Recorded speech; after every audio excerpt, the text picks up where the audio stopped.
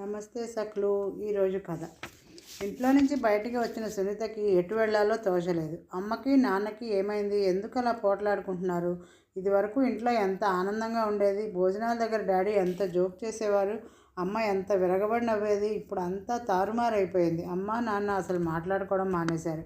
అమ్మ ఇదివరకులా నాన్న కోర్టు నుంచి రాగానే ఇదిగో కాఫీ అంటూ తీసుకెళ్ళదు. నాన్న కూడా అంతే. చాలాసార్లు అసలు రాత్రిపూట భోజనం ఇంటి దగ్గర చేయడం మానేశాడు.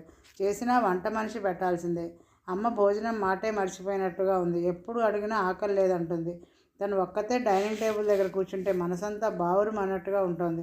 వాళ్ళిద్దరినీ అలా పోట్లాడుకోవద్దని ఎవరు చెప్తారు? కిరణ్ అంటే అమ్మకి ఎందుకు అంత అయిష్టత కలిగింది భగవంతుడికే తెలియాలి.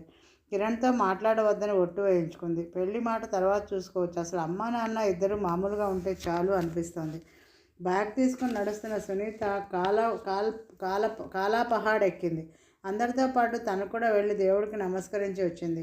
గొలుసు పట్టుకుని ఆ ఎత్తు ప్రదేశంలో దూరంగా నిలబడితే ట్యాంకు బండ్ మీద అప్పుడే వెలిగిన లైట్లు మిలమిల్లాడుతూ కనిపిస్తున్నాయి.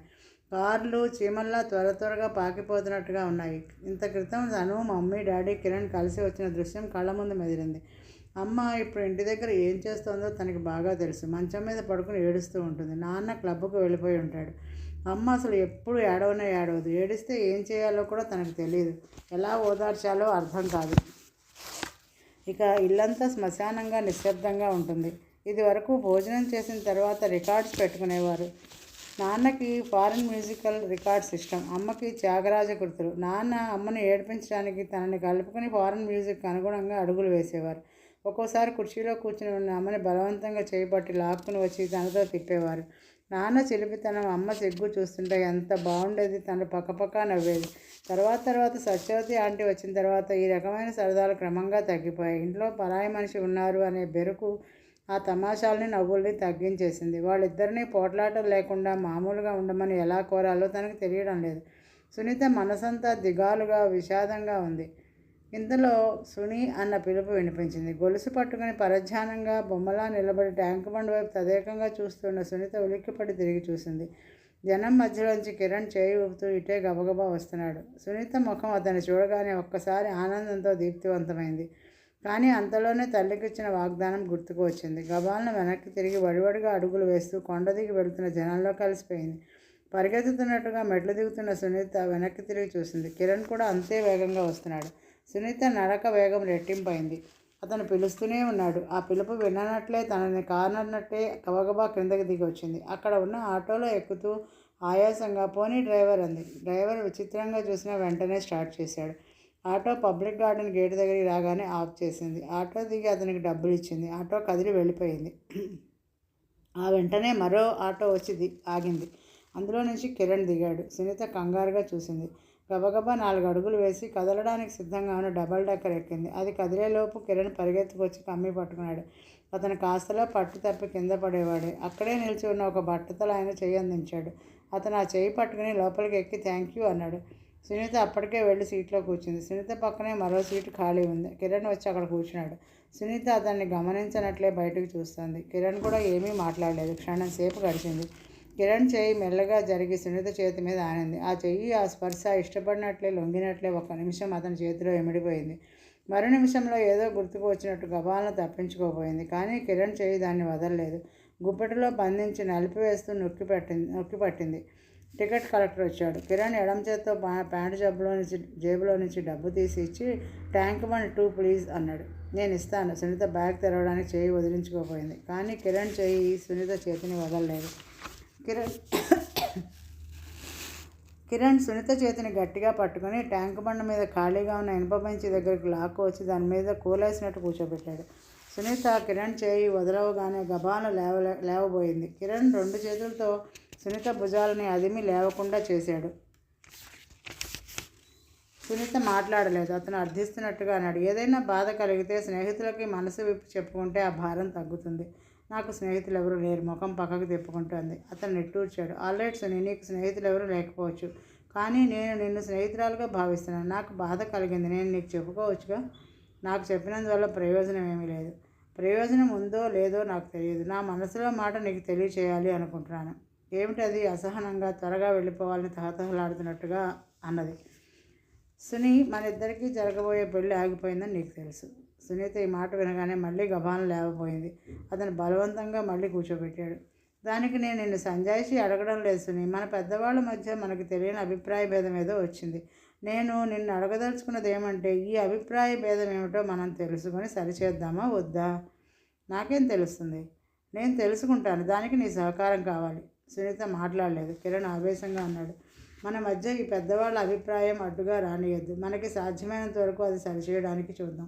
సరి చేయలేకపోతే అంది సునీత. కిరణ్ ఆగాడు. నిన్నే సరిచేయలేకపోతే రెట్టించింది. మనం వీళ్ళకి దూరంగా వెళ్ళిపోదాం. అతను అనుకున్నట్టుగా సునీత లేచి నిలబడలేదు. చటుక్కున వెళ్ళిపోవడానికి ప్రయత్నించలేదు. ఆలోచనలో పడ్డట్టుగా కూర్చుంది. నువ్వు బాగా ఆలోచించు. తుది నిర్ణయం నీదే. సునీత వేళ్లతో కణతలు పట్టుకుని కళ్ళు మూసుకుంది. ఇక్కడే నాకు జవాబు చెప్పని అవసరం లేదు. నువ్వు ఆలోచించి చెప్పు. నేను ఇంకా ఆలోచించలేను కిరణ్. ఆలోచించి నా తల బద్దలైపోతుంది. అసలు మమ్మీకి ఏమైందో నాకు అర్థం కావడం లేదు. నువ్వంటే వ్యతిరేక భావం ఏమీ లేదు. అయినా ఈ పెళ్ళి వద్దంటుంది. అదే నాకు అర్థం కావడం లేదు. ఎంతో ప్రేమగా ఉండేవారు. ఇప్పుడు అలా కాదు. ఒకరిని చూస్తే ఒకరు చిరచిరలాడుతున్నారు. ఎడముఖం పెడముఖం. మా అమ్మ నీతో నా పెళ్లి జరగడానికి వీల్లేదంటుంది. నాన్న ఈ పెళ్లి జరిపిస్తానంటున్నారు. ఈ విషయంలో నేను నాన్న మాట వినాలా, అమ్మ మాట వినాలా? నువ్వే చెప్పు. కిరణ్ సందిగ్ధంలో పడ్డాడు. ఆంటీ అంత కాదన్నప్పుడు నువ్వు మీ నాన్న మాట వినకూడదు అన్నాడు. అంటే అమ్మ గోవర్ధన్ గారి ద్వారా చూస్తున్న ఆ మెడిసిన్ చదివే అబ్బాయిని చేసుకోమంటావా? అతని కళ్ళు రెపరెపలాడాయి. నేను అలాగని చెప్పను. ఏదో సాకుతో ఆ పెళ్లి వాయిదావి. ఈ లోపల మనం ఏదో ఒక మార్గం చూసుకుందాం. వాయిదా వేయడానికి నా చేతిలో ఉందా? అంతా అమ్మ ఇష్టం. అందులో మా నాన్నను కూడా లక్ష్య పెట్టడం లేదు తాను. కిరణ్, నీకు రహస్యం చెప్పనా? చెప్పు. అమ్మ ఏమంటుందో తెలుసా? నా పెళ్లి కోసమే తను బతుకుందట. ఈ పెళ్ళి అయిపోతే తనకు జీవించాలని లేదట. కిరణ్ ఉలిక్కిపడ్డాడు. సునీ, అయితే అసలు ఈ పెళ్ళే కాకూడదు ఆదుర్దాగా అన్నాడు.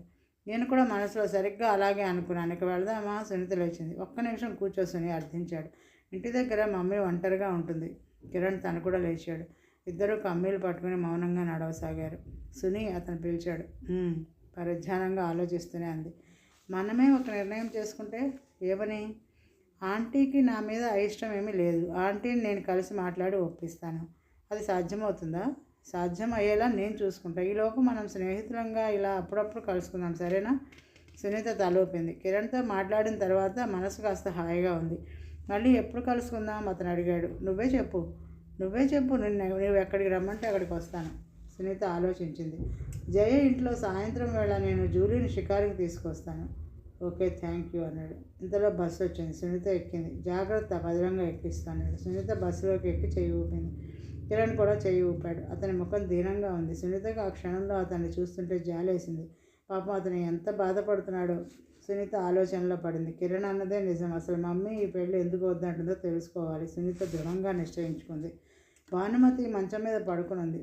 సునీత మెల్లగా ఆ గదిలోకి వచ్చింది. 2 రోజుల నుంచి తల్లితో ఈ విషయం గురించి మాట్లాడాలని ప్రయత్నం. కానీ బాధామయంగా ఉన్న తల్లిని చూస్తే నోరు పెగలడం లేదు. కూతురి అడుగుల చప్పుడు వినగానే ఏమిటి సునీ అంది. ఏం లేదు మమ్మీ అంది. కొద్దిసేపు ఇలా కూర్చో, భానుమతి పిలిచింది. సునీత వచ్చి తల్లి దగ్గరగా కూర్చుంది. మీ నాన్న ఎక్కడా? ఇంట్లో లేరు మమ్మీ. భానుమతి నిట్టూర్చింది. కొద్దిగా హార్లిక్స్ తీసుకురానా? నాకేమీ వద్దమ్మా. పక్కన తిరిగి ఉన్న భానుమతి వెలకిలా పడుకుంది. నీ పెళ్లి చేయడం పూర్తయితే నా గుండెల మీద కొండంత బరువు తరిగిపోతుంది. నీకు అంత భారంగా ఉన్నానా అమ్మా? భారం కాదు, నీ పెళ్ళి త్వరగా చేసేయాలి. అది కూడా నేను అనుకున్న వాళ్ళతో. లేకపోతే మీ నాన్న నన్ను మోసం చేస్తారు. భానుమతి కంఠంలోకి ఉద్రిక్తత వచ్చింది. డాడీ, ఎందుకలా అంటున్నావమ్మా? నీకు తెలీదు. నువ్వు పెద్దదాని అయితే కానీ నీకు అర్థం కాదు. నువ్వు చెబితే నాకు తెలుస్తుందిగా. ఇది నేను చెప్పలేను. నేనే కాదు, ఏ తల్లి చెప్పలేదేమో. డాడీ కూడా చాలా బాధపడుతున్నారమ్మా. అంత నటన. మన మనసుల్ని తన వైపుకు తిప్పుకునేందుకు వేసే గాలం ఒట్టి నటన. అవును, నాది చాలా నటనే. నువ్వు చేసే ప్రతి పని నిజం. ఇంకా దానికి ఏమేమి నూరిపోస్తావో పోయి. హఠాత్తుగా వినిపించడంతో సునీత తల తిప్పి చూసింది. గుమ్మంలో కృష్ణప్రసాద్ నిలబడి ఉన్నాడు. నీ మూర్ఖత్వంతో నన్ను నలుగురిలో నవ్వుల పాలు చేస్తున్నావు. నీకన్నా పాషాణం నయమేమో. రవ్వంతా కూడా నీకు ఎవరి మీద జాలి లేదు.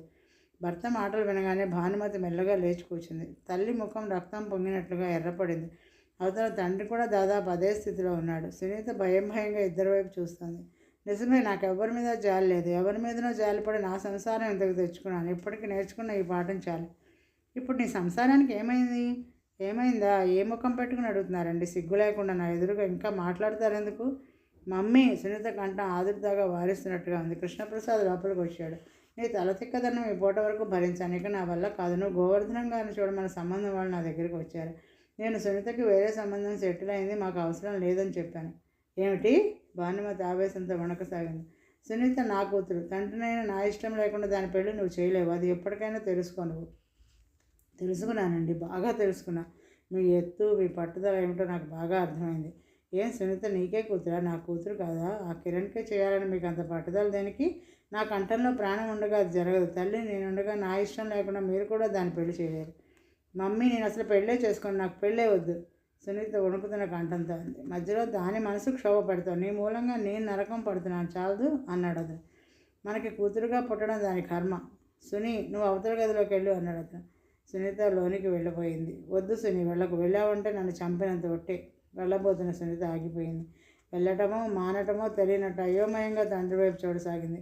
కృష్ణప్రసాద్ తనే వెళ్ళిపోయాడు. భానుమతి మంచం మీద కూలబడి ఏడవసాగింది.